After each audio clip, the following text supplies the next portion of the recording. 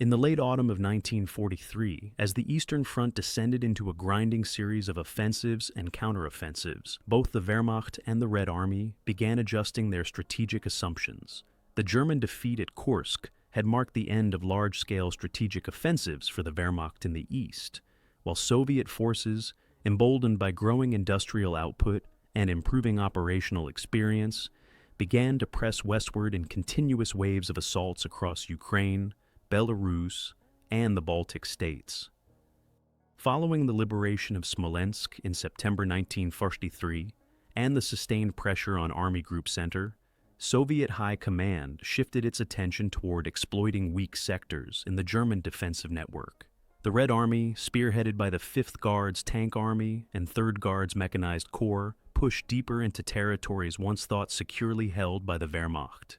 Soviet doctrine increasingly relied on rapid mobile operations, deep battle concepts that aimed to penetrate and collapse rear area positions, with armored thrusts coordinated with infantry advances and massive artillery support.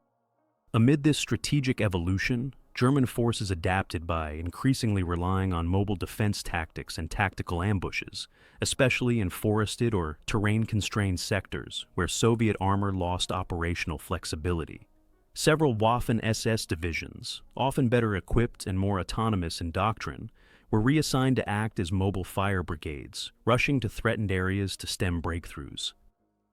It was in this shifting operational environment that a little-documented but tactically significant event occurred: an ambush carried out by elements of an SS Panzer division against Soviet armored forces advancing through a forested corridor in eastern Belarus during the second half of 1943.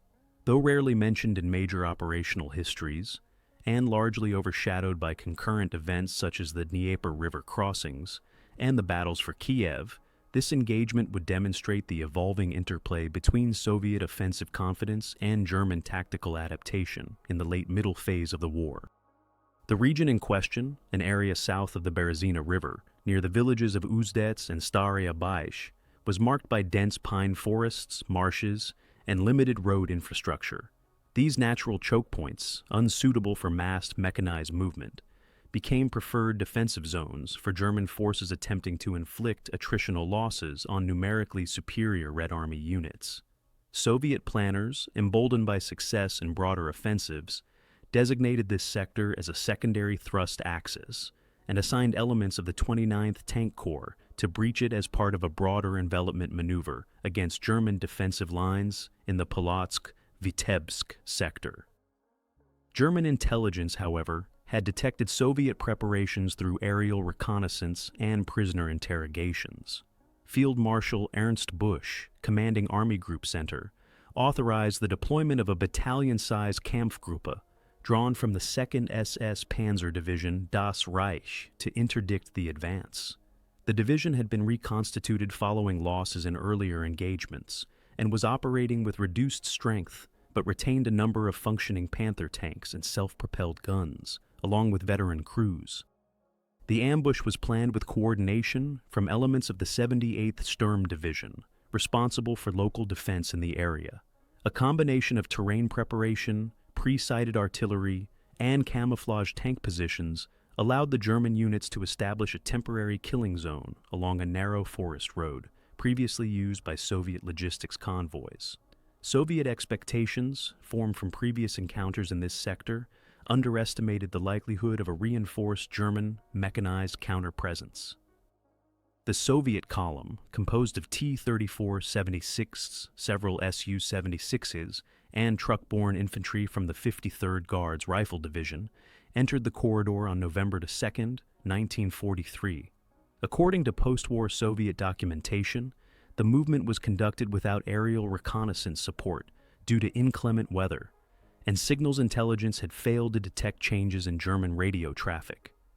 German sources, including divisional logs and after-action reports recovered post-war, indicate the first Soviet vehicles entered the ambush zone at 0811 local time.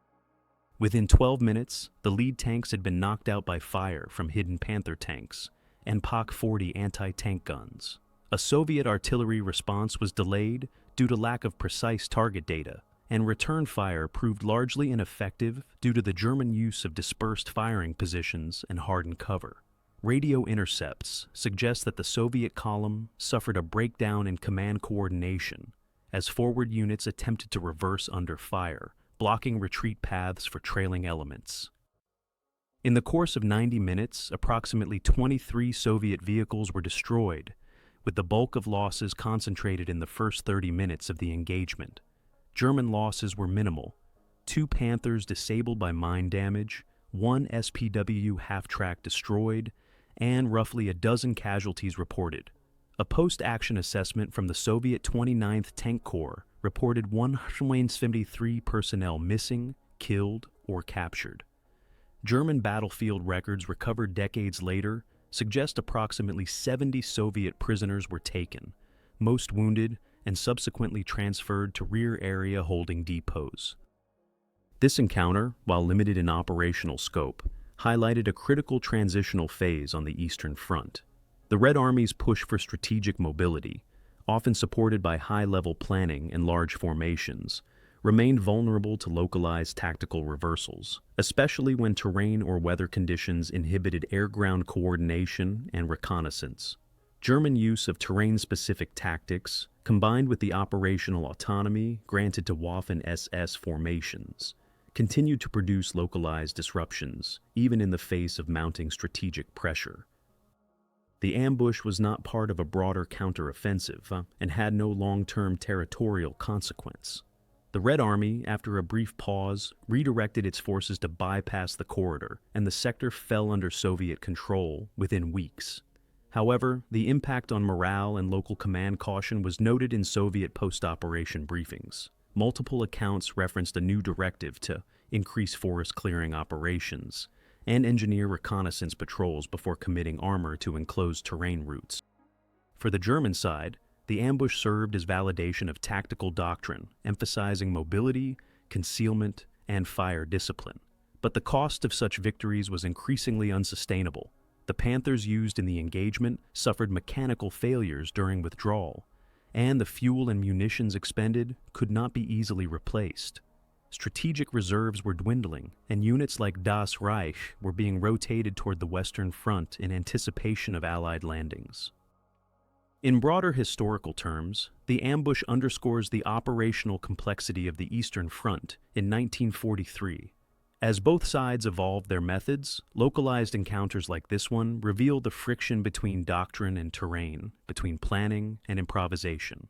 Though the engagement remains largely forgotten in mainstream narratives, its details survive in fragmentary records, faded field reports, and occasional veteran testimony, offering a rare glimpse into the momentary interplay of surprise, precision, and calculated defense amid one of history's most massive and brutal campaigns. The opening phase of the engagement that would come to be remembered, though rarely cited, as the SS Panzer ambush near Uzdetsk began in the final days of October 1943, during a period of sustained Soviet pressure across the central sector of the Eastern Front. The Red Army had recently completed multiple river crossings along the Dnieper and sought to maintain momentum against an increasingly overstretched German defense network. Within the operational framework of the Soviet Western Front, commanders identified the Uzdetsk corridor as a potential weak point, one where German defenses appeared patchy due to recent withdrawals and terrain challenges. The Soviet 29th Tank Corps, operating as part of the larger 5th Guards Tank Army, was tasked with exploiting this route. The Corps had seen action during the summer and early autumn campaigns, and had been reinforced with new T-34-76 models and additional Su-76 self-propelled guns.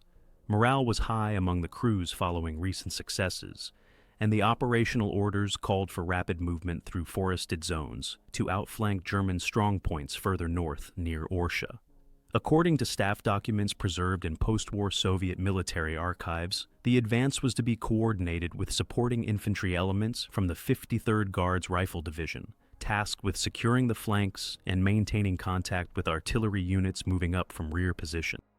Command of the advancing Soviet formation was held by Major General Ivan Glebov, a cautious but aggressive officer who had earned praise for previous breakthroughs on the Ural Front.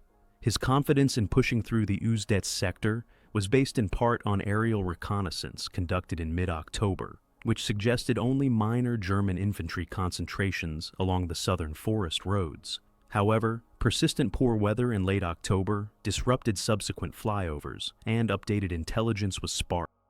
On the German side, preparation had been underway for several days prior to the engagement. Elements of the 2nd SS Panzer Division, Das Reich, had been redeployed from reserve positions near Mogilev, where they had been resting and receiving limited reinforcements. Under the tactical leadership of Obersturmbannführer Friedrich Mauritz Recke, a composite Kampfgruppe was formed, consisting of 1 company of Panther tanks, approximately 12 operational vehicles, a platoon of Sturmgeschütz III assault guns from the divisional artillery, and mechanized infantry supported by StKF 251 half-tracks. Engineers from the 78th Sturm Division assisted in laying anti-tank mines and camouflaging firing positions along the forest core. The German plan hinged on timing. Soviet armored columns were expected to follow predictable routes due to limited road infrastructure in the heavily wooded terrain. Recke's Kampfgruppe took up positions near a forest bend, where visibility was constrained, making aerial detection difficult. The ambush site was pre-sighted for artillery support from Nebelwerfer batteries stationed approximately 4 kilometers to the rear. Radio silence was maintained until visual confirmation of the Soviet vanguard. At 0640 on November the 2nd, the first Soviet reconnaissance units began advancing through the corridor. These forward elements, consisting of light armored cars and scout motorcycles, encountered no resistance. At 0725, the main body of the 29th Tank Corps began moving into the forest zone in columns, with T-34s interspersed among supply trucks and infantry-laden vehicles. The lead tank companies were under the command of Colonel Vasily Rudakov, who had pushed for speed in the approach to prevent German reorganization. Unbeknownst to Soviet commanders, the German force had already positioned itself for enfilade fire along the forest road, with overlapping arcs of fire covering both the road and the adjacent tree lines. The order to engage was issued at 0811, after confirmation that the majority of the column had entered the kill zone. The first volley came from the right flank. Panther tanks positioned behind natural foliage opened fire on the lead Soviet tanks, knocking out 3 vehicles in the first 30 seconds. Simultaneously, mortar teams and machine gunners from the SS infantry contingent targeted soft-skinned vehicles in the rear, creating congestion and halting the Soviet retreat. Within minutes, the forest corridor became a trap. Soviet crews attempted to maneuver off the road, but were constrained by the dense tree cover, while German shells began targeting the central vehicles to fragment the formation. The Soviet response was delayed. Artillery spotters in the rear were unable to identify German positions amid the fog and trees, and radio coordination broke down as vehicles were destroyed or jammed.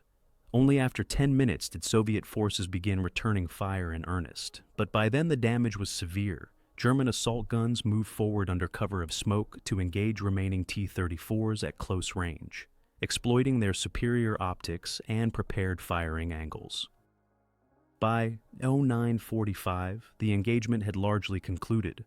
What remained was a corridor of destroyed vehicles, burning transport trucks, and disorganized infantry attempting to regroup along the forest edge. Soviet casualties, according to internal after-action reports, amounted to over 170 personnel and more than 20 armored vehicles. German losses, while not insignificant, were far lighter by comparison, and most of the Kampfgruppe successfully disengaged by noon, withdrawing toward pre-designated fallback lines near the village of Novaya Rud. Civilian accounts, gathered years later, describe the aftermath in grim detail. Abandoned Soviet helmets scattered among churned mud, craters from close-range impacts, and the acrid smell of burning rubber and fuel lingering in the air for days. Local residents caught between 2 armies remained hidden in cellars and forest cabins during the engagement, and emerged only after the sounds of gunfire ceased. Strategically, the ambush delayed the Soviet advance along the corridor by 72 hours, forcing the 29th Tank Corps to reroute through a less optimal path and cede initiative to German defensive redeployment further west. Though the engagement was not part of any larger named operation, its tactical effect was noted in German divisional correspondence, which credited the action with neutralizing armored thrusts, threatening the southern flank of Army Group Center. The Soviet command's reaction was swift but measured. General Glebov was not removed from his post, but operational doctrine in the sector was adjusted. Orders were issued mandating engineer reconnaissance detachments precede any armored column entering wooded terrain. Moreover, armored commanders were instructed to assume the presence of enemy tank destroyers in all limited visibility corridors, regardless of intelligence reports.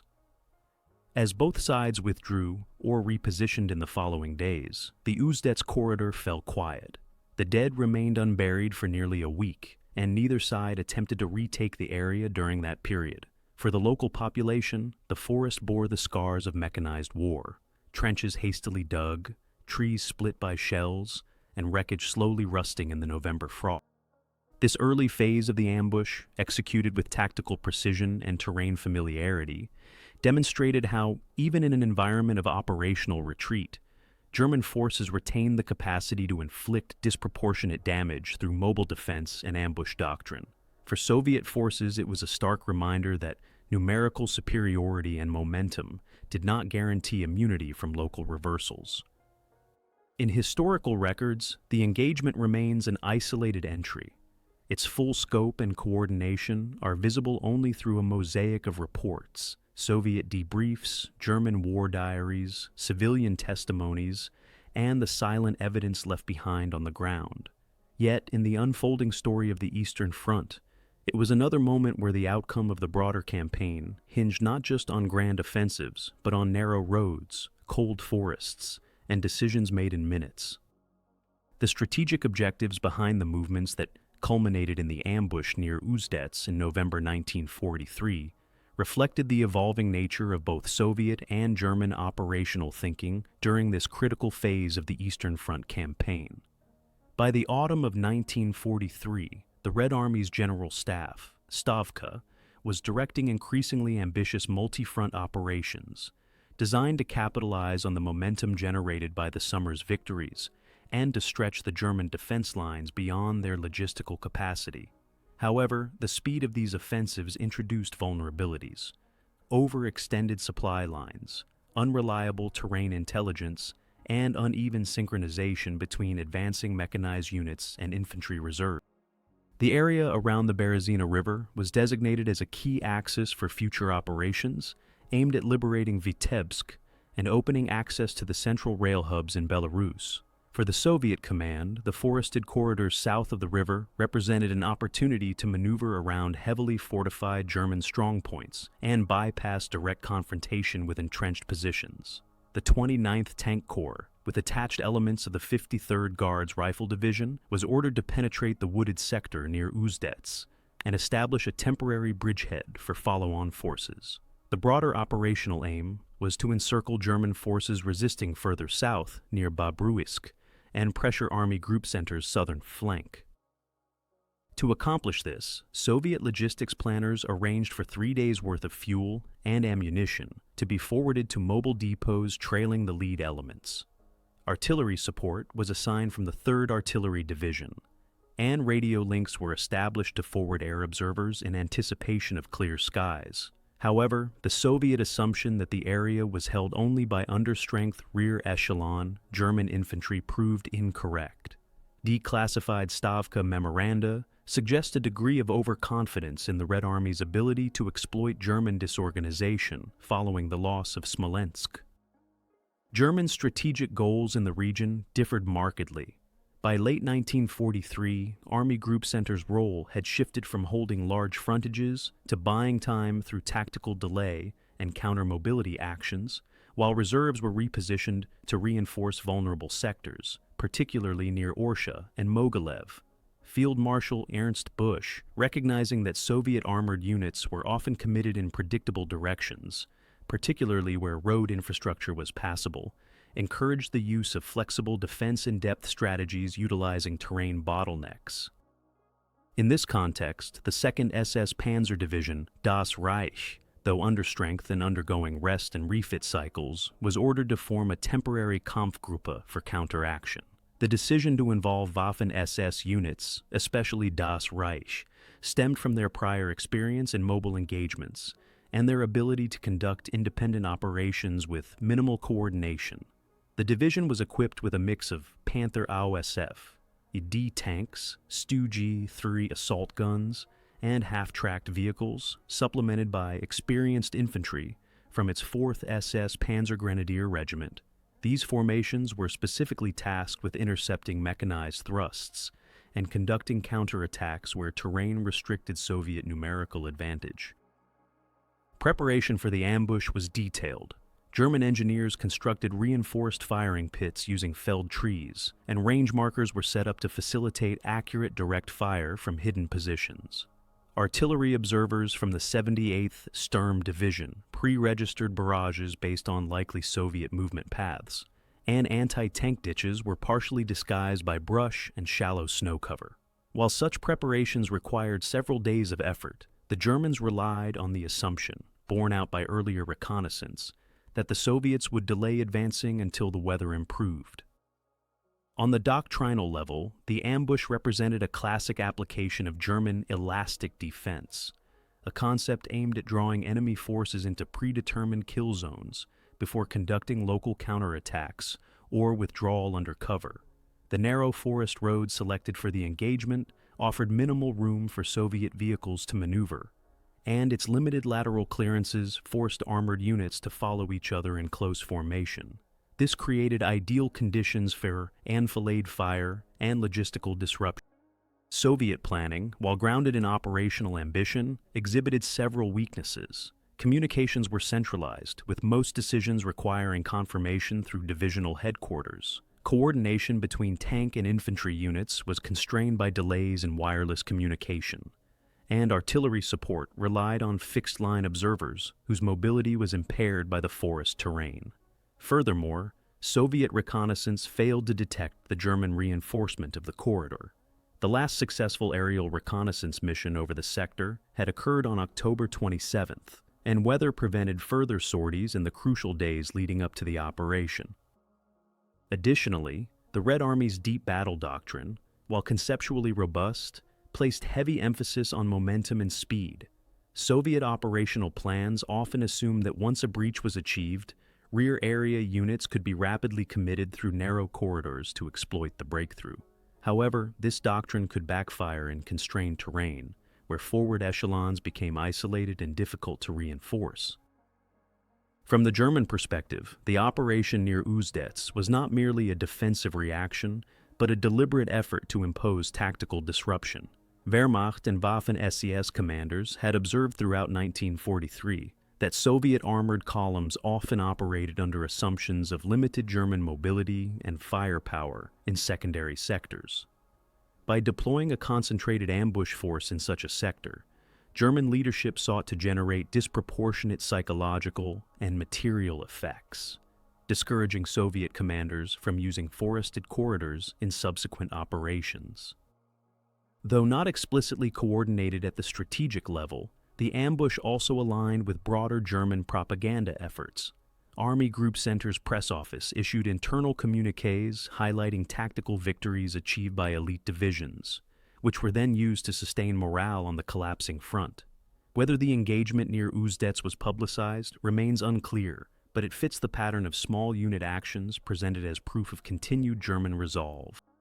On the logistical side, the operation consumed a modest but significant amount of resources. Ammunition resupply for the Panther crews was conducted by night convoys, and maintenance crews were rotated forward to assist with post-engagement withdrawal.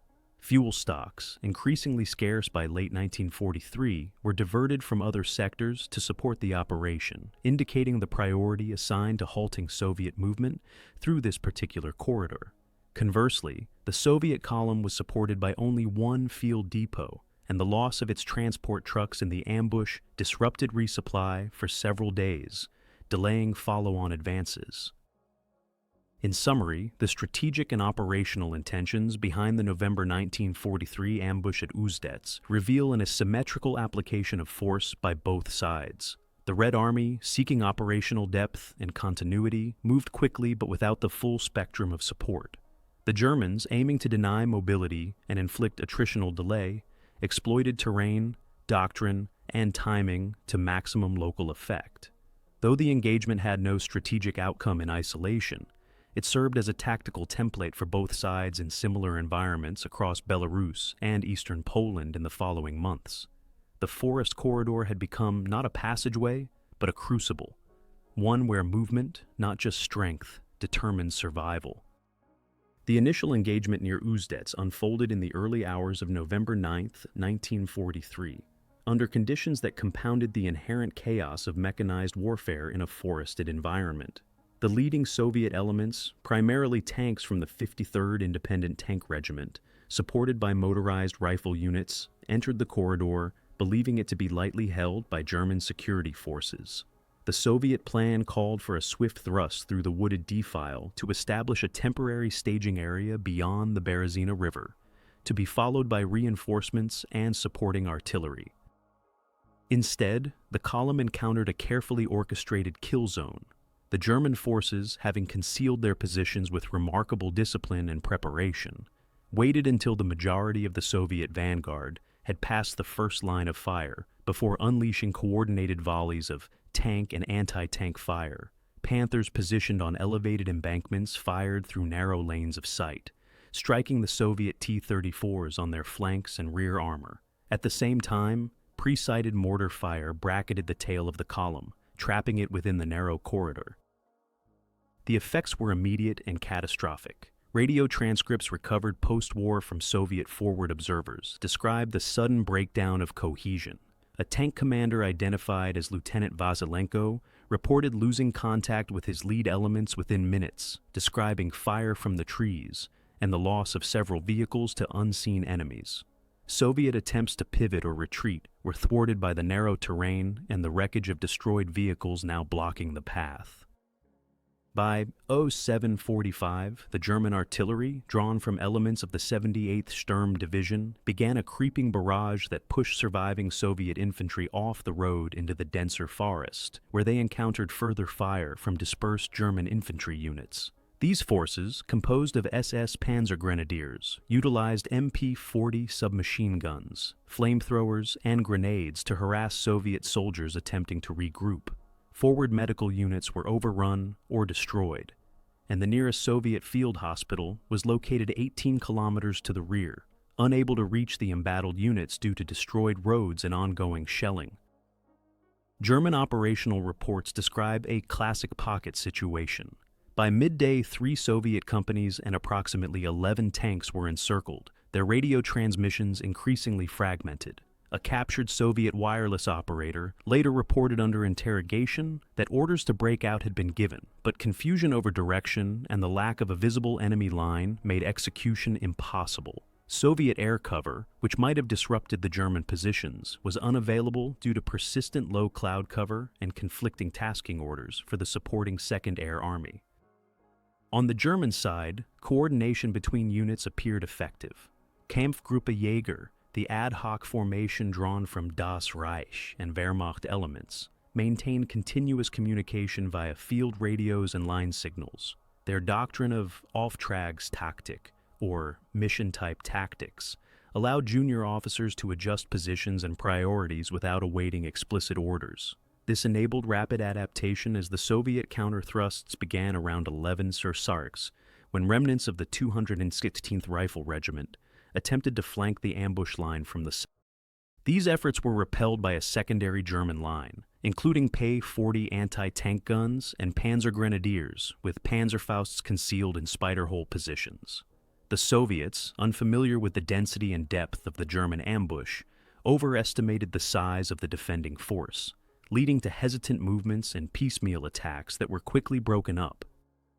Civilians from nearby villages such as Chervonaya Sloboda and Rudnya observed smoke columns rising above the forest canopy and reported intermittent machine gun fire throughout the day. Some accounts later recorded by Soviet partisan liaisons describe panic among locals fearing a full German counteroffensive in the region. These fears proved unfounded, but the scale and violence of the engagement left a strong impression on the surrounding rural population, many of whom had already suffered through months of occupation and food requisition. By nightfall, the main Soviet force within the corridor had ceased organized resistance. Survivors attempted to escape through the forest in small groups, but many were either captured or killed in the process. German reports list 246 Soviet prisoners taken, including several officers. The destroyed equipment count included 18 T-34 tanks, 7 trucks, and 2 field guns. German losses, while lighter, were not negligible.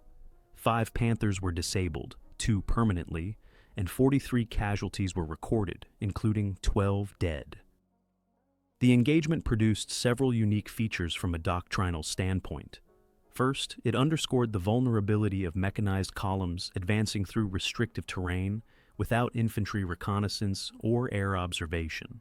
Second, it illustrated the effectiveness of coordinated, pre-positioned ambush tactics when applied against a force whose operational doctrine emphasized momentum over caution. Third, it revealed the continued utility of Waffen-SS formations as fire brigades, capable of producing disproportionate local effects despite strategic decline elsewhere. Interestingly, post-battle analyses from both sides mischaracterized the engagement's scale. German command referred to it as a minor defensive success, with minimal documentation outside the division's war diaries. Soviet records, constrained by the political imperative to highlight victories, omitted the ambush from most official communiques. The surviving soldiers were later reassigned, and several officers were court-martialed for negligence in forward reconnaissance, though the details of their proceedings remain classified in post-war Soviet archives. Among the more perplexing outcomes of the clash was the disappearance of radio contact with a forward Soviet observer team operating outside the main convoy. Their last transmission, intercepted by German SIGINT, read simply, "They are behind us, everywhere." No bodies were ever recovered, and no prisoners reported knowledge of their fate. This led to rumors within both Soviet and German lines of possible partisan involvement, or even a misdirected friendly fire incident, rumors that persisted for months without resolution. From a broader operational view, the ambush delayed the Soviet timetable for crossing the Berezina by approximately 4 days. During this window, German engineers completed demolition works on bridges further east, while local Volkssturm units were raised in nearby towns to supplement rear area security. While the delay did not prevent the eventual Soviet advance, it forced a revision of logistical planning and highlighted the danger of assuming German collapse in sectors deemed secondary. The engagement also had psychological ramifications. For the Red Army's local command staff, it introduced a renewed caution in future forest operations, prompting the dispatch of more comprehensive reconnaissance detachments and the reallocation of radio batteries to mechanized spearheads. Among German ranks, the ambush became a talking point, proof that with discipline, coordination, and terrain knowledge, tactical initiative remained possible even in retreat. Ultimately, the clash at Uzdets was less a battle than a moment, a brutal surgical strike designed to maim momentum and inject uncertainty into an advancing force. In that, it succeeded, though its impact was quickly subsumed by the larger tides of war. The column was not destroyed because it was weak, but because it believed mistakenly that the road ahead was empty.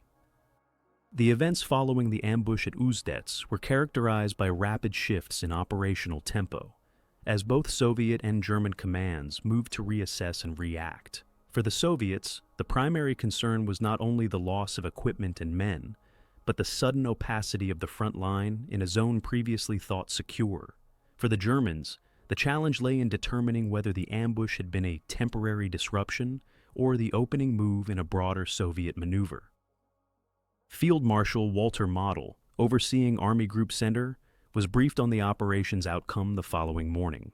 The summary delivered to his headquarters at Smolensk emphasized the tactical success of the ambush, but warned against overextension. Model, known for his reactive and defensive mindset, ordered the SS and Wehrmacht elements in the area to withdraw immediately after destroying any remaining equipment that could not be recovered. This was consistent with his broader doctrine of elastic defense, strike hard, then melt away before overwhelming force could retaliate. The German withdrawal began under cover of darkness, using the same forest routes that had served for the initial deployment. Panther tanks were pulled back using pre-cleared trails, with sappers destroying bridges and culverts behind them. Mines were laid in the escape corridors. Reports from surviving Soviet sappers indicate that over 200 anti-tank and anti-personnel mines were recovered in the immediate vicinity of the ambush zone in the following weeks. Some were of rare make, including S-mine variants more commonly found on the Western Front, suggesting elite or specially supplied units had participated. On the Soviet side, Stavka, Soviet High Command, was informed of the event in sanitized language. The loss was referred to as a temporary interruption of forward momentum due to enemy sabotage operations. Marshal Rokossovsky, whose forces were operating in the central sector of the front, dispatched General Andrei Gateman of the 6th Guards Tank Army to conduct a rapid analysis and restore control. Intelligence officers were flown into the area within 36 hours. Their preliminary assessment concluded that Soviet forces had underestimated residual German tactical capacity, particularly in terrain not conducive to deep armored operations. This assessment was not merely academic. Soviet command had been preparing for a larger push westward toward Borisov and ultimately Minsk. The assumption was that German forces, reeling from defeats around Gomel and Nevel, had limited ability to coordinate high-impact local operations. The ambush shattered that perception. Soviet planners were forced to reevaluate their maps, particularly forested corridors and transportation choke points previously designated as secondary routes. From mid-November onward, entire divisions of engineers were reassigned to route clearing operations, laying pontoon bridges and conducting intensive demining work before any advance. Meanwhile, German propaganda organs seized on the ambush as evidence of continued martial prowess. Leaflets recovered in the region, dropped by German reconnaissance aircraft, bore slogans such as, "The forest remembers who rules it," and featured stylized images of panthers lurking beneath birch trees. Though these efforts had negligible effect on Soviet morale, they reflected a persistent psychological component of German defense strategy, to cultivate an image of omnipresence, even in retreat. From an operational standpoint, the incident forced a temporary realignment of Soviet efforts. 2 rifle divisions originally slated to cross the Berezina were delayed by nearly a week, allowing German engineers time to destroy additional infrastructure and reposition along fallback lines. This delay also prevented a potential encirclement of a retreating German security detachment near the village of Zhodno, which escaped destruction by less than 24 hours, according to intercepted Wehrmacht communications decrypted by Soviet cryptographers. One little-discussed consequence of the ambush was its impact on local partisan coordination. The Soviet partisan detachment, Reassessment, operating east of the Berezina, had been preparing to disrupt German movements in tandem with the Red Army push. However, after the ambush, German counterintelligence operations intensified, with reports of sweeping raids in the nearby forests. Several partisan safe houses were compromised, and at least 17 fighters were killed or captured in the following days. This effectively neutralized partisan operations in that region for the remainder of November. In response, Soviet planners initiated a policy of deploying NKVD liaison teams directly to frontline units to oversee integration with local partisan cells. This change in doctrine would later prove pivotal in the 1944 offensives, but in late 1943, it reflected a growing awareness of the operational complexity in contested forest zones. At the strategic level, the ambush was debated within German high command, for its implications more than its outcomes. General Heinz Guderian, by then Inspector General of Armored Troops, is recorded in a December memorandum questioning whether such tactical victories justified the expenditure of precious Panzer assets. He noted the increasing difficulty of replacing damaged Panthers and the strain on fuel logistics, particularly in the central sector of the Eastern Front. Guderian's reservations echoed broader concerns among the Wehrmacht leadership, that each successful action in isolation might drain the very resources needed for survival. The internal tension within German command was mirrored by quiet consternation on the Soviet side. An internal NKVD report from December 1943, later declassified, noted a spike in desertions among replacement troops assigned to forest operations. While not directly attributed to the ambush, it cited unclear losses in wooded operations and lack of air support as contributing factors. Morale issues, especially among new conscripts and penal battalions, became a persistent concern throughout the winter of 1943-44. Aerial reconnaissance photos taken by the Soviet 10th Air Reconnaissance Regiment in late November documented the aftermath of the battle. Blackened tank hulls littered the tree-lined corridor, and entire swaths of forest had been sheared down by high-explosive shells. The photos, annotated by Red Army analysts, were used in training lectures for junior officers as a case study in what was termed terrain blindness, the failure to recognize how the environment itself could serve the enemy's tactics. Civilian accounts, though fragmentary, also surfaced in the weeks following the engagement. Villagers from Babur and Klaichau, when questioned by advancing Soviet patrols, spoke of columns of smoke rising for days, and of trucks moving quietly through the woods at night. Some mentioned hearing multiple languages, German, yes, but also Hungarian and Romanian, suggesting that Axis auxiliary forces may have played a support role in logistics or transport, though no definitive records confirm their presence. As the front line moved westward by the end of November, the battlefield of Uzdets was quietly bypassed. Soviet command, focused on strategic objectives further ahead, issued no official communiques acknowledging the ambush. German command left behind no monuments or formal markers.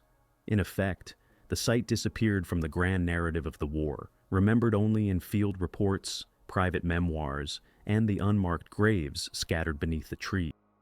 Yet for those who survived, on both sides, the memory lingered. The ambush had proven that even in a collapsing front, with dwindling resources and shrinking territory, tactical brilliance and intimate knowledge of terrain could still write a chapter in the war's vast and brutal chronicle. As winter approached in December 1943, the ambush at Uzdets took on a new dimension, not just as a tactical disruption, but as a signal that certain sectors of the Eastern Front could still deliver sudden, lethal surprises. For the Red Army, whose strategy increasingly emphasized momentum and wide front breakthroughs, this shift demanded changes in operational doctrine. For the Wehrmacht and Waffen-SS units, it offered a temporary morale boost and a chance to redefine their roles in a war they were losing. In Berlin, the OKH, Oberkommando des Heeres, analyzed the Uzdets ambush in the context of ongoing efforts to stabilize the central sector. A series of closed-door conferences at the Bendler Block in early December involved senior officers from Army Group Center, logistics planners, and SS representatives. The key question was whether such ambushes could be scaled up, whether local forest-based attacks could stall Soviet advances for weeks at a time. General Alfred Jodl, head of the Wehrmacht operations staff, reportedly supported expanding such operations, citing their low resource footprint and psychological effect. In response, a directive was issued from OKH's Eastern Front Planning Bureau, outlining guidelines for localized counter-thrusts in woodland terrain. The document emphasized minimal tank use, rapid redeployment, and heavy use of pre-registered artillery. It also called for closer cooperation between Heer Sapper units and Waffen-SS reconnaissance elements. A new phrase entered German military lexicon: Waldschläge-Einsatz, forest strike operation. The SS Panzer troops who had carried out the Uzdets ambush were quietly rotated back from the front by late December. Though their specific unit designation remains debated, some accounts attribute the action to elements of SS Panzer Aufklärungsabteilung Elvin, part of the 11th SS Volunteer Panzergrenadier Division Nordland. Others suggest a hybrid Kampfgruppe composed of survivors from multiple depleted formations. They were collectively decorated in a low-profile ceremony near Baranovici. This absence of publicity aligned with Himmler's growing tendency to control SS media output, especially after recent setbacks at Nevel and Vitebsk. The Soviet response to the ambush became more sophisticated with time. In January 1944, Stavka circulated a classified memo titled Unexpected Losses in Forward Forest Corridors, Assessment and Recommendations. This 11-page report, prepared by General Nikolai Biryukov's Special Analysis Group, dissected the failure at Uzdets in operational terms. Key conclusions included insufficient flank reconnaissance, poor forest mapping, and inadequate coordination with local partisans. As a result, new protocols were implemented for any future advances in forested terrain. These included mandatory aerial reconnaissance within 72 hours of any planned movement, deployment of armored bulldozers to clear suspected ambush paths, and new forest combat detachments, made up of men trained specifically for tree-line warfare. These units were drawn primarily from penal battalions and reconnaissance regiments and equipped with flamethrowers, satchel charges, and wire-cutting tools. Within 2 months, they would see action in the forests of Belarus, with varying levels of success. While the immediate area around Uzdets remained largely unoccupied, Soviet engineers began converting nearby roads into cordon supply routes, flanked by mines and monitored by listening posts. Logbooks from the 75th Rifle Division reveal that Soviet supply trains in the region were required to halt every 2 kilometers for visual and acoustic inspection, often delaying supply convoys by up to 14 hours. These logistical interruptions, though minor on a strategic scale, impose strain on frontline units already operating at the edge of endurance. Civilians in the surrounding region found themselves caught between competing authorities. Villages such as Lyuban and Starya Darohi witnessed alternating German and Soviet presence throughout December and January. NKVD records show a marked increase in arrests of suspected collaborators, many of whom had offered shelter or food to German patrols during the ambush. In one documented case, a woman from Oktyabrsk was executed without trial after allegedly aiding a wounded SS officer. Such actions were justified internally as restoring ideological hygiene, reflecting the paranoia that often accompanied Soviet reassertion of control after German withdrawals. From the German side, rear area security units intensified their own reprisals. Documents recovered post-war indicate that the 203rd Security Division, operating along the Berezina corridor, executed at least 80 civilians during so-called reconnaissance screenings in the first 2 weeks of December. While these actions were ostensibly in pursuit of partisans, most targeted villagers suspected of alerting Soviet forces during the ambush's withdrawal phase. A bitter, silent war of mutual suspicion unfolded across the forest villages, one largely invisible in official histories but etched into the memories of survivors. Another, overlooked dimension of the ambush's aftermath was the psychological effect on mid-level Soviet officers. Lieutenant Colonel Igor Karchenko of the 13th Guards Mechanized Brigade wrote in his diary, later published posthumously, "We advanced toward Minsk with iron in our hearts, but in the birch forest near Uzdets, we lost something.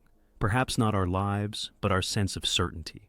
His reflections, widely quoted among post-war military theorists, encapsulated the shift from overconfidence to operational caution. On the German side, lessons from Uzdets were incorporated into new training modules for reserve officers stationed in the Reich. A manual titled Führung im Wald, Leadership in the Forest, produced by the SS Leadership School at Bad Tolz, dedicated an entire chapter to the ambush, describing it as an example of moral initiative overcoming mechanical superiority. The ideological undertones were clear. German willpower and terrain mastery could still offset the Red Army's material advantages. However, not all voices within the German command were optimistic. General Georg Hans Reinhardt, commander of the 3rd Panzer Army, warned in a personal letter to his superior that such operations might create a false sense of tactical success while distracting from strategic retreat planning. His concern was that these temporary disruptions might embolden divisions to hold ground they could not realistically defend. Reinhardt's cautionary note was ignored at the time, but would echo months later during the catastrophic Soviet summer offensives. Meanwhile, Soviet war correspondents were instructed not to mention the Uzdets incident in print, though rumors of a cursed forest spread among the ranks. Troops passing through the region in early 1944 reportedly invoked superstitions, tying red cloths to trees or leaving icons at road junctions. While these were unofficial acts, they reflected an undercurrent of dread, an atmosphere not common in the usually rationalized and ideology-driven world of the Red Army. In Moscow, the Politburo received an internal report summarizing the implications of the Uzdets ambush as part of a broader review of tactical vulnerabilities. Among its proposals was a suggestion from Lavrenti Beria to place NKVD liaison directly within frontline tank brigades to monitor and report on officer discipline and terrain awareness. Though controversial, the proposal received partial approval, leading to the quiet expansion of political supervision teams in armored formations throughout early 1944. The legacy of the ambush was also felt in the archives. In a 1947 Soviet military study titled Failures of Command and Terrain Intelligence in 1943, Uzdets was cited alongside Vitebsk and Korsun as a case where Soviet assumptions failed to match battlefield realities. It was not the scale of losses that made it notable, but the context. An elite Red Army spearhead, in a position of strategic momentum, brought to a halt by a unit that, on paper, should no longer have had the capacity to resist. By early spring, the forest near Uzdets had returned to silence. Snow covered the burned-out tank shells and broken trees. Birds nested in the muzzles of rusting guns. But in both Soviet and German planning circles, the lesson had been internalized. In this war, victory did not come solely from firepower or ideology. Sometimes it came from the shadows between the trees. As the winter of 1944 tightened its grip on the Eastern Front, the lessons of Uzdets filtered into wider tactical experimentation, not just by Germany, but paradoxically by the Red Army itself. What had begun as a localized high-impact ambush now rippled outward, influencing doctrine, deployment patterns, and operational assumptions on both sides. The battlefield had shifted once again, not in geography, but in mindset. Within the Wehrmacht, the perceived success of the Uzdets action encouraged further investment in mobile, terrain-based operations. Army Group Center began forming ad hoc Waldkampfgruppen, forest combat detachments, intended for fast penetration and disengagement in heavily wooded areas. These were not formal units, but flexible combat groups assembled from remnants of existing divisions.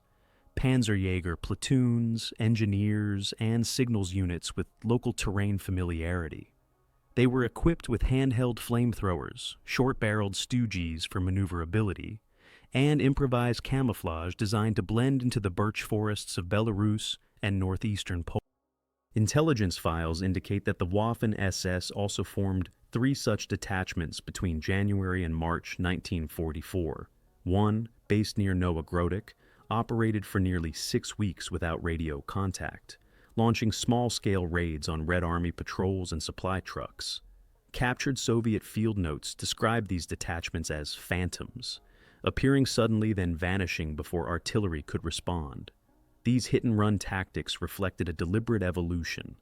The enemy was no longer trying to hold the line, but to fracture it from within. The Germans, however, were not the only ones adapting. Following the Red Army's autopsy of the Uzdets incident, Soviet front commanders began reconfiguring their approach to forested terrain. Gone were the tightly packed armored spearheads that had once punched through open steppe. In their place emerged what General Rokossovsky termed flexible wedges, multi-layered advances with flank reconnaissance, dedicated terrain mapping units, and rear guard engineers trained in anti-ambush response.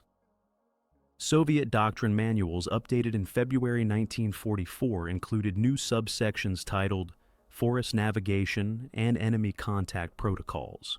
These guidelines mandated the use of smoke grenades to blind potential sniper positions, silent advanced drills for night patrols, and the staggering of columns in forest marches. Furthermore, the Red Army began deploying heavier amounts of Katyusha rocket launchers at forest peripheries, treating the tree lines not as cover, but as zones of suspicion. Forests, once seen as neutral ground, were now strategic obstacles. Meanwhile, a hidden layer of warfare was unfolding in the realm of signals and deception. In the wake of the ambush, Soviet radio intercept teams in the region noted an uptick in irregular frequencies and encrypted German chatter across low bands. Analysts from the 4th Department of the Main Intelligence Directorate, GRU, speculated that the enemy was using buried repeater devices to create ghost signals, false transmissions meant to suggest non-existent units. In at least one instance, an entire Soviet reconnaissance detachment was redirected based on a phantom German battalion that never existed. To counter this, the Soviets launched Operation Grach, a clandestine program involving captured German equipment and trained signal operators who mimicked Wehrmacht code patterns. These shadow transmissions were designed to draw out real German responses, thereby revealing the locations of hidden ambush units. One such operation near Kliechow in March resulted in the destruction of an entire German mortar detachment after they responded to a fake distress call planted by Soviet operatives. On the human level, the continued uncertainty around the forests bred a specific kind of psychological exhaustion. Red Army soldiers, increasingly distrustful of seemingly quiet paths and narrow clearings, developed rituals for protection. One battalion from the 29th Guards Rifle Division reportedly carried a small icon of St. George wrapped in a camouflage scarf, passed between platoons before entering woodland. For the Germans, meanwhile, a myth began to grow around the Waldführer, an alleged SS officer who knew every tree and path in the Belarusian sector, credited with masterminding not just Uzdets, but several other disappearances. This blending of fear, belief, and warfare was not accidental. Both sides understood that morale was as fragile as ammunition stocks. German propaganda units quietly circulated leaflets about the forest ghosts of Uzdets, suggesting that the Soviet defeat was not just military, but spiritual. Soviet Zampolits, meanwhile, doubled down on ideological briefings, warning troops not to fall prey to superstitious Nazi fabrications. From a logistical standpoint, the ramifications of forest-based disruption were also significant. The Red Army's supply lines had long been vulnerable to weather and infrastructure sabotage.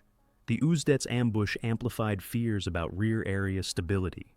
In response, Stavka authorized the formation of mobile supply regiments, whose task was to adapt to sudden terrain changes, avoid predictable routes, and establish emergency caches along alternative trails. These units often moved at night, equipped with sledges, disassembled pontoon bridges, and horse teams. German commanders, increasingly desperate to preserve fuel and armor, focused on delaying tactics rather than offensive action. Anti-tank ditches were dug not in open plains but across narrow forest corridors, forcing Soviet drivers to slow or reroute. Mines were no longer scattered randomly but planted in ritualized patterns intended to mimic the Uzdets' kill zones. Soviet sappers trained to disarm these traps began recognizing familiar layouts, almost as if the terrain itself was being weaponized. Civilian life in the contested forests deteriorated further. Entire villages vanished, either burned in reprisal, evacuated under suspicion, or simply abandoned. Eyewitness accounts from Polish partisans speak of ghost towns, where animals wandered through empty homes, and calendars remained frozen on December 1943. In these zones, control was an illusion, no side held them for long, and any assertion of dominance was temporary and brutal.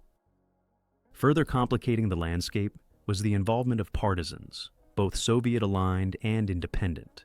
Some local resistance groups, initially cooperative with Red Army units, became wary after seeing comrades executed on suspicion of collaboration. Others, particularly Polish Home Army cells, actively disrupted both Soviet and German movements, mining roads indiscriminately. Uzdets, once a single event, had become a node in a widening web of violence where clear lines of allegiance dissolved in smoke and frost. The combat dynamic evolved yet again when thaw set in by late March. Melting snow revealed unburied corpses, rusted metal, and churned soil. The Red Army resumed its push westward in earnest, encountering less organized resistance but greater environmental hazards. Reports from the Second Belarusian Front describe bog path campaigns, infantry advances through thawed swamps where boots were lost more often than blood. German command began retracting ambush operations not out of choice but necessity. Fuel shortages, Soviet air supremacy, and collapsing rear infrastructure rendered mobile attacks unsustainable. The last known SS forest raid in the region occurred on April 9th near Glusk and was repelled with heavy casualties. Its commander, a Hauptsturmführer, whose name appears only as WH in post-war Soviet files, was captured and interrogated. Under questioning, he reportedly said, "We were never meant to win, only to delay." In Berlin, planning shifted entirely toward delaying actions for the anticipated summer offensive. Hitler, increasingly isolated, was still obsessed with fortress cities and would later reference the spirit of the forest fighters as an example of German will. But within the Wehrmacht's professional circles, that spirit had already become a cautionary tale, heroic in narrative, but unsustainable in practice. The forests of central Belarus, once mere green patches on operational maps, had for a brief period become the center of asymmetric adaptation. The Uzdets ambush had changed more than one battle. It had redefined how both sides thought about terrain, deception, and what it meant to truly control a war zone. Yet, like all moments in total war, its impact would soon be overtaken by larger movements. Summer was coming, and with it, Operation Bagration. But in the silence of the trees, the ghosts of the ambush still lingered. By May 1944, the tempo of war on the Eastern Front was accelerating. The Red Army, fresh from its strategic consolidation following the winter campaigns, was preparing for a series of massive summer offensives, chief among them the now legendary Operation Bagration.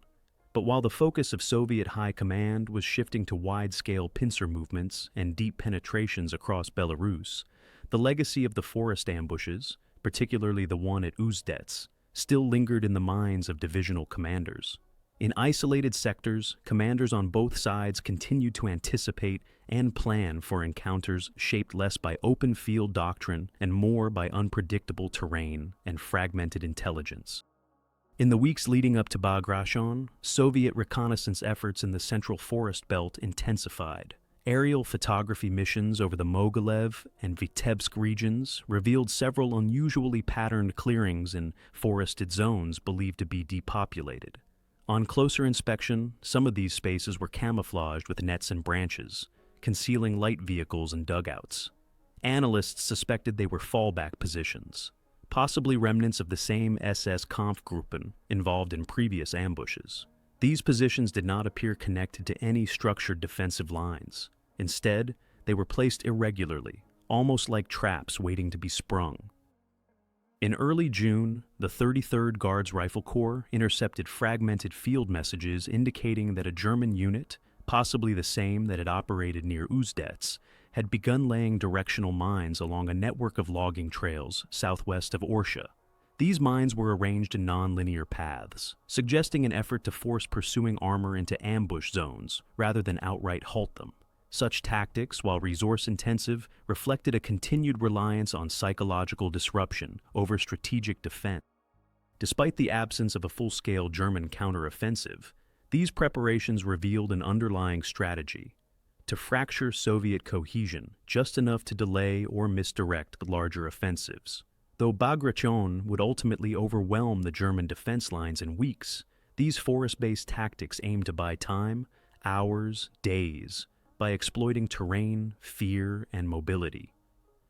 Yet the German reliance on forest operations had begun to backfire.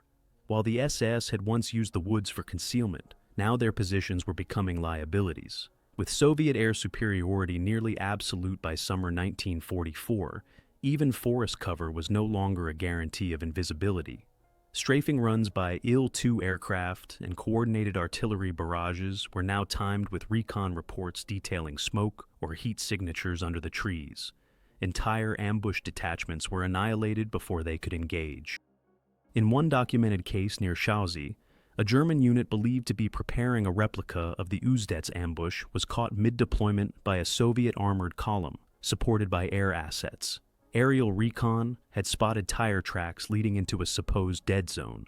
Suspecting an ambush, the Soviet forces held back their lead vehicles and instead opened with massed artillery.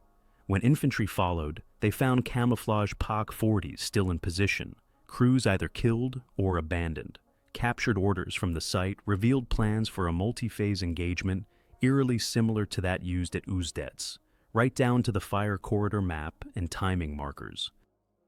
Meanwhile, within the Red Army's own ranks, a quiet debate was underway.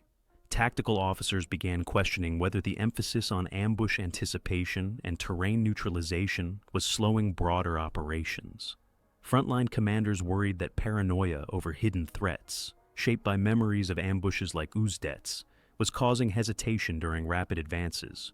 A report by General Batov of the 65th Army even criticized ambush ghost chasing, warning that fear of invisible enemies risked undermining operational momentum. Still, the institutional memory of Uzdets persisted. Units were drilled with caution in mind. Engineers pre-cleared suspicious areas with dogs and magnetic sweepers. Recon scouts were ordered to halt at every kilometer to reassess visual cues. One division even designated a forest threat officer, tasked solely with interpreting reports of enemy activity in wooded terrain and coordinating countermeasures. These roles were informal, but indicative of how deeply the specter of forest warfare had embedded itself into Red Army procedure. On the German side, the ambush units were faltering. The same isolation that once granted them operational secrecy now left them vulnerable to encirclement and starvation. With the main German front retreating westward and supply chains fracturing, many Forest Kampfgruppen found themselves cut off from both command and resupply. Radio logs from Army Group Center's Rear Command in June 1944 include multiple transmissions requesting extraction for unsustainable forward units. Few of these requests were answered. Some of these stranded units disbanded voluntarily, blending into the forest or trying to retreat toward German lines in civilian disguise. Others turned rogue. Soviet partisan brigades in the Smolensk region reported increased clashes with small, leaderless German squads raiding villages for food or transport.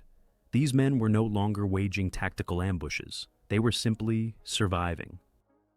Yet, even in disarray, the memory of Uzdets had begun to acquire mythic status in German internal reports.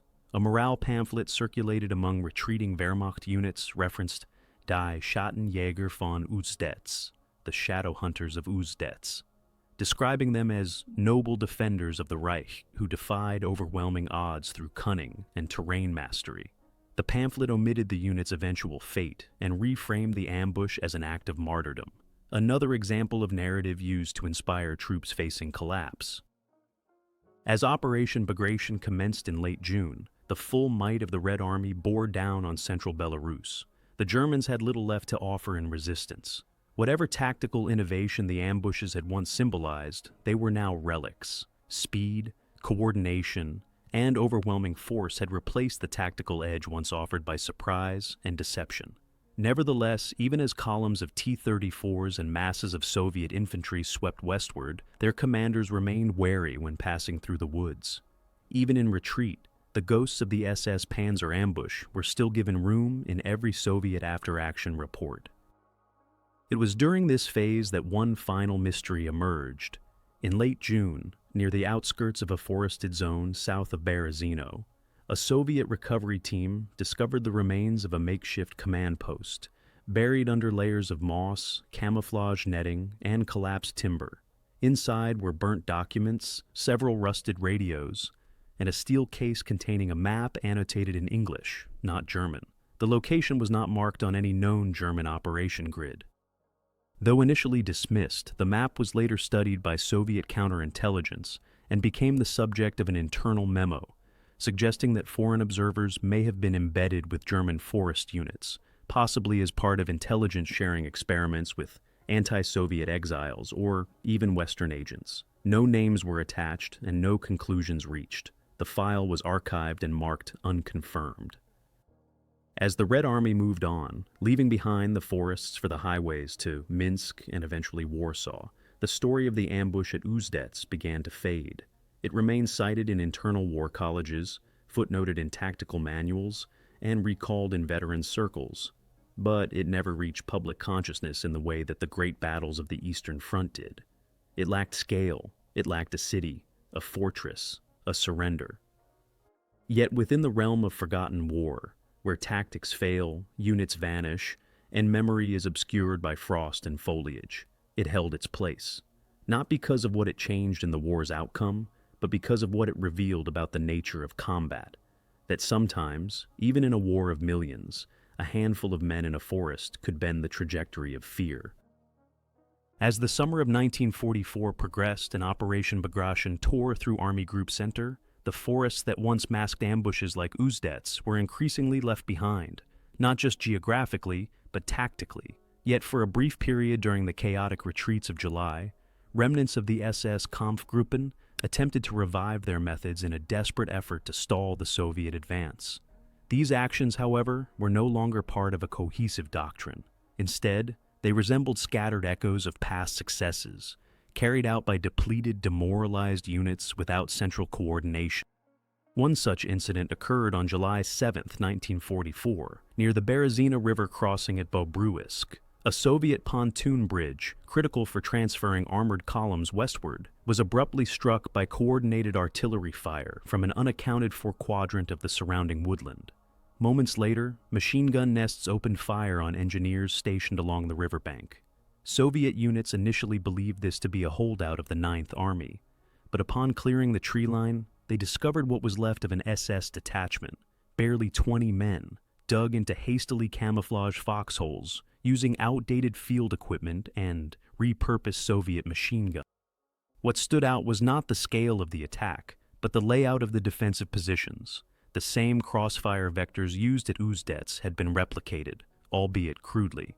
Flanking trails were mined, fallback trenches led toward booby-trapped shelter pits, and enemy soldiers were issued rations for no more than 3 days, indicating the attack was intended as a final stand. Soviet interrogators later discovered that none of the defenders had received orders in weeks.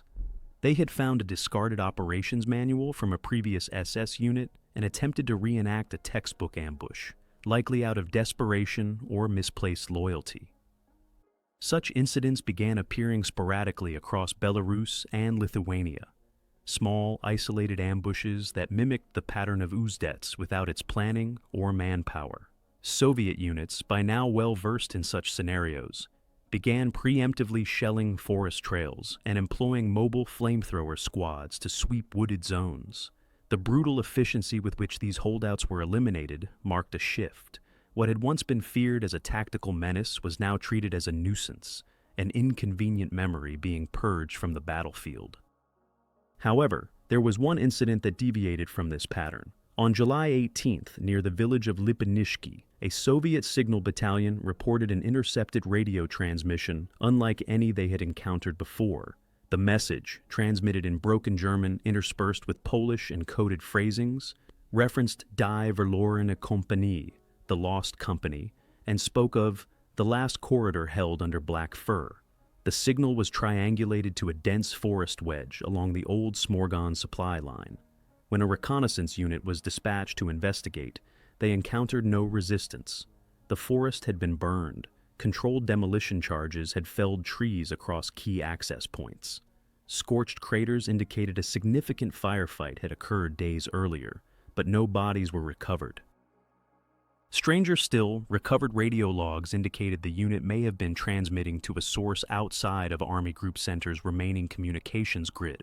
Analysts suggested the possibility of rogue units still attempting to coordinate, or even the use of a fallback signal code associated with older SS encryption protocols. But the lack of context, and the sudden silence, left only speculation. The event became known within 3rd Belarusian Front reports as the Black Fur Phantom. Parallel to these developments, Soviet counterintelligence units began collecting anecdotal reports from captured German officers and rear-line partisans. A few recounted rumors that the SS ambush units had been part of a compartmentalized experimental doctrine, trained not only in terrain warfare, but also in psychological disruption, counter-reconnaissance, and independent operations behind enemy lines. Whether this was factual or mythologized after the fact remains debated, but the implication that such units had been allowed to operate semi-autonomously fed into growing concerns about gaps in the Wehrmacht's chain of command. The Soviet State Defense Committee briefly investigated whether similar tactics could be reverse-engineered for partisan infiltration. NKVD files from August 1944 mention an inquiry into whether SS forest warfare doctrine could be used as a training model for units being deployed into occupied territories in East Prussia and Hungary. Ultimately, the concept was abandoned. Soviet doctrine favored scale, not asymmetry, but the interest alone revealed how deeply the ambush phenomenon had impressed even those who claimed to have overcome it. Meanwhile, the German narrative shifted once more. With the front collapsing and morale disintegrating, SS propaganda units, still active in parts of East Prussia, began circulating stories of the silent ambushers, framed as spectral guardians of the Reich's borders. Leaflets found in destroyed supply trucks near Kaunas described unnamed heroes who lived in silence and died unseen, delaying the red tide. No units were named, no locations mentioned. The legend was now fully mythic, abstract, symbolic, and stripped of operational reality. In this environment, truth and fiction began to blur. Soviet troops entering abandoned villages sometimes found walls painted with warnings. "Beware the woods." Some were written in Cyrillic, others in German, a few in both. Whether these were meant as psychological deterrents or remnants of actual warnings from fleeing locals is unknown. But they reflected a lingering unease, that even in total victory, some enemies did not leave the battlefield, but merely faded into the tree line. By late July, the forests themselves had changed. Fires from artillery and scorched earth retreats blackened large swaths of once usable cover. Trees splintered from shelling now stood like skeletal markers of past engagements. The earth was cratered, the trails mined, and the old camouflage tricks no longer effective. Ambush warfare had not just failed, it had been consumed by the pace of industrialized combat. But remnants persisted in memory. Red Army officers who had faced these attacks continued to teach them in after-action reviews. Forest drills included lessons from Uzdets, a Soviet engineering unit tasked with clearing Belarusian forests for road construction in 1945 reported uncovering over 30 abandoned dugouts arranged in ambush format, many containing unexploded ordnance, booby traps, and in some cases, skeletal remains in SS Field Gray. The significance of these finds was debated. To some, they were logistical footnotes, clearing hazards left behind. To others, they were unresolved stories, fragments of a shadow war waged beneath the canopy of a larger conflict. The ambush at Uzdets and its echoes were not decisive, nor were they transformative, but they were revealing. They exposed the tension between scale and subtlety, between grand offensives and intimate violence. They showed that in the largest war in human history, the smallest actions could still shape fear, and that fear could, for a moment, shape the. By the end of 1944, the ambush at Uzdets had already faded from the official record, buried beneath the sweeping movements of Soviet offensives and the collapse of Army Group Center. It was neither a decisive battle nor a turning point, and yet among certain circles, Soviet reconnaissance officers, SS tactical instructors, partisan veterans, it became a reference point, a dark footnote whispered with respect or dread. The incident did not command headlines, but it endured as a case study in asymmetrical warfare, psychological disruption, and the unpredictable edges of combat that defied categorization. Soviet military academies, particularly the Frunze Academy, and later the Voroshilov General Staff Academy, began referencing the Uzdets ambush in training modules focused on rear area security and anti-partisan operations. Internal documents recovered from those institutions decades later revealed that the engagement was used not only as an example of tactical surprise, but also as a cautionary tale. How underestimating terrain, ignoring minor units, or misreading the signs of unconventional planning could result in disproportionate losses. The training materials rarely named the SS directly. Instead, the incident was presented as a faceless threat, forest ambush doctrine, and emphasized the need for continuous adaptation and counter-reconnaissance. Within the German military post-war literature, the ambush remained obscure. Surviving Waffen-SS veterans, especially those affiliated with the Eastern Front, referenced forest ambush tactics in memoirs and regimental histories, though rarely in detail. In 1959, a former junior officer from the SS Panzer Grenadier Division Viking published a privately circulated booklet in West Germany titled Spuren im Schnee, Rückzüge und Begegnungen, which included a brief, anonymized account of the Uzdet's ambush. The passage, though fragmentary, described a trap laid like the old hunters once did, with patience, precision, and no expectation of survival. The author died the following year, and no additional records confirmed his unit's involvement. For Soviet veterans, especially those who survived the ambush or arrived in its aftermath, the memory took on a more personal weight. Interviews conducted in the 1980s as part of an oral history project in Minsk reveal a mixture of fascination and bitterness. One former tank commander recalled, "It wasn't about the Germans being clever. It was about us being in a hurry, thinking we were already safe behind the lines. That cost us." Others described an eerie quality to the forest itself, how the silence before the attack felt heavier than usual, and how the first burst of fire didn't sound like a battle, it sounded like a hunt. These recollections were not widespread, but they persisted enough to shape localized folklore. In the Polotsk region, villagers reportedly told stories through the 1960s of a ghost ambush, a moment when Soviet tanks vanished in fire and smoke, never reaching their destination. While such stories were often exaggerated, they reflected the psychological resonance the event left on those who lived nearby or heard about it through returning soldiers. The Uzdet's ambush, it seemed, had taken on a second life, not as a tactical feat, but as a spectral anomaly in the ordered timeline of the war. After the fall of the Soviet Union, access to once classified documents offered historians a chance to reconstruct the ambush in greater detail. Declassified NKVD files included intercepted communications, prisoner interrogations, and field reports from July 1944 that had never been referenced in wartime communiques. These files confirmed the scale of the losses. An estimated 23 armored vehicles disabled, with over 150 Red Army personnel killed or wounded within the first 2 hours of engagement. They also confirmed that no commanding SS officer ever claimed responsibility for the operation, and no surviving German unit filed an after-action report mentioning Uzdets by name. This absence led to speculation. Who exactly planned the ambush? Was it a sanctioned operation or a rogue effort by an isolated Kampfgruppe improvising under duress? Some suggested it may have been a hybrid operation, initiated by SS units but supported by local collaborators or even deserters from other fronts. The evidence remained inconclusive, and by the early 2000s the event had entered the domain of strategic folklore. Military theorists referenced it in footnotes, and survivalist forums online debated its logistics.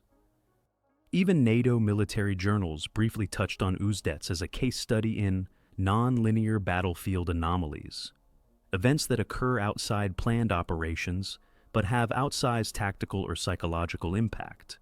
In 2008, a RAND Corporation study on hybrid warfare in